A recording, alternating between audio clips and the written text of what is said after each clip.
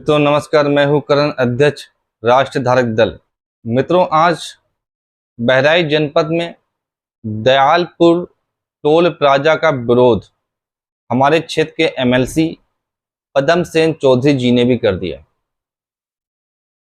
कारण क्या है कि ये टोल प्लाजा बहराइच के नगर पालिका क्षेत्र में बनाया गया है, जो कि पूरी तरह से नियम विरुद्ध है। और दूसरी सबसे बड़ी फॉल्ट, 25 किलोमीटर दूरी पे ऑलरेडी नानपारा रोड मटेरा में एक टोल प्लाजा ऑलरेडी है और परिवहन निगम के नियमों के अनुसार 60 किलोमीटर के दायरे में 2 टोल प्लाजा नहीं हो सकते। और 25 किलोमीटर की दूरी पे ऑलरेडी एक इसी रूट पर दूसरा टोल प्लाजा है। मित्रों, जब से ये बना और जिस दिन से इसकी शुरुआत हुई, पास हुआ, बनने से पूर्व में ही इसका बेहद विरोध हुआ।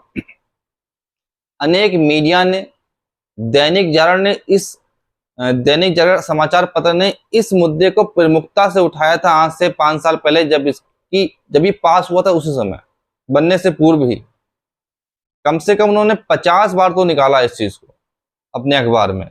और दूसरे भी मीडिया कर्मियों ने इसको बहुत उठाया कि ये अनलीगल है, गलत। पालिका क्षेत्र में टोल प्लाजा का बनना, 25 किलोमीटर के दायरे में एक दूसरा टोल प्लाजा एक ही रूट में बन जाना, पर ऐसा हुआ। भाजपा के अनेक नेताओं ने, जिस प्रकार से आज भाजपा के एमएलसी पदम सेन चौधरी जी ने इसका विरोध किया, ऐसे अनेक नेताओं ने इसका विरोध किया।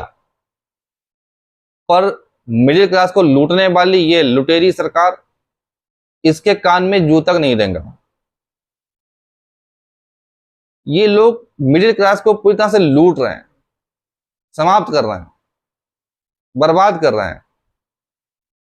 अपने वोट बैंक की दांडी चमकाने के लिए, जिनके 8-8, 10-10 बच्चे हैं, उनसे से अधिक वोट पाने के लिए सारे राजस्व को, सारे धन को उन्हीं पे लुटा रहे हैं।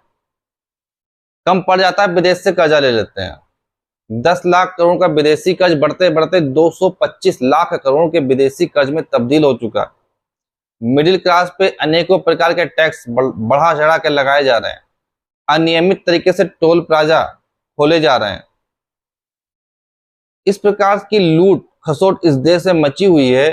भारत के आम जनमानस को जागना चाहिए, समझना चाहिए और इन सब बातों का खुल के विरोध करना चाहिए। हालांकि ये सरकार सुनने वाली, समझने वाली बिल्कुल भी नहीं है।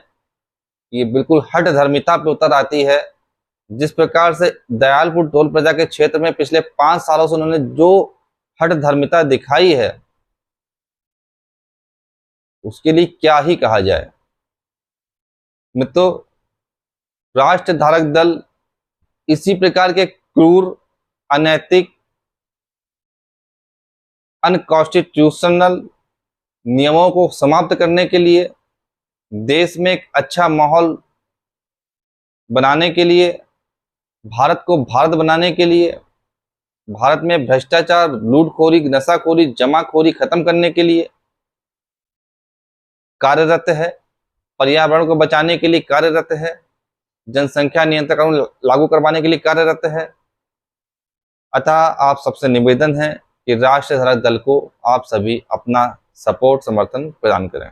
धन्यवाद।